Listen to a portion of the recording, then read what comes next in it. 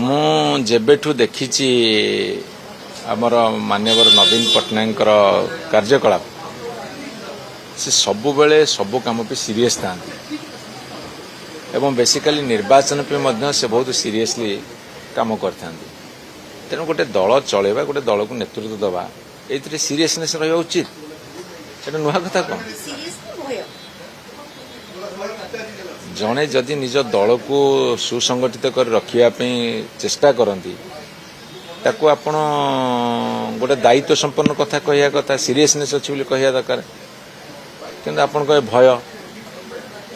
ଭୟର କିଛି ମାନେ ନାହିଁ। 2014 ବି ଗୋଟେ ନିର୍ବାଚନ ହେଇଥିଲା, ସେଥିରେ ବି ବିଜୁ ଜନତା ଦଳ ପ୍ରାର୍ଥୀ ଦେଇଥିଲେ, ସେତେବେଳେ ଏଭଳି ସ୍ଥିତି ଦେଖିବାକୁ ମିଳୁଥିଲା। କିଏ 2014ରେ ଆପଣମାନେ ଯେତେ ସବୁ ନୂଆ ସାମ୍ବାଦିକ ଅଛନ୍ତି ଏତେ ଜୋର ସାମ୍ବାଦିକ କରିନଥିବେ, ନୂଆ ନୂଆ ଆସିଥିବେ।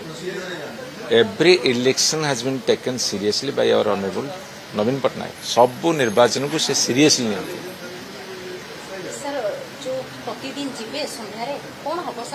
ଶୁଣନ୍ତୁ, 4ଟା ସିଟ୍ ପାଇଁ 5 ଜଣ ପ୍ରାର୍ଥୀ, ଭୋଟ ଗହମ ଗୋଟି ଗଣିତା, ଗୋଟିଏ ଭୋଟ ଯେମିତି ଭୁଲ ନ ହେବ ସେଇଥିପାଇଁ ଆମକୁ ଅତି ସତର୍କତା ସହକାରେ ଭୋଟ ଦେବା ପାଇଁ ଟ୍ରେନିଂ ନେବାକୁ ପଡ଼ିବ।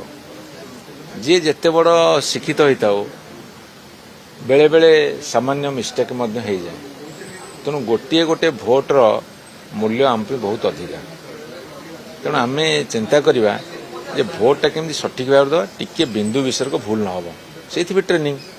ଏଇଟା ଖାଲି ଆମ ଦଳ ଟ୍ରେନିଂ ଦେଉଛି, କଂଗ୍ରେସ ଦଳ ଦେବ, ଭାରତୀୟ ଜନତା ପାର୍ଟି ଦେବ, ସବୁ ଦଳ ଟ୍ରେନିଂ ଦେବେନି କେମିତି? କିନ୍ତୁ ଆପଣମାନଙ୍କର ଫୋକସ୍ଟା ହେଉଛି ବିଜୁ ଜନତା ଦଳ କ'ଣ କଲା, ଠିକ୍ ଅଛି ଭଲ, ତାହେଲେ ଆମେ ଆଗରେ ଅଛୁ।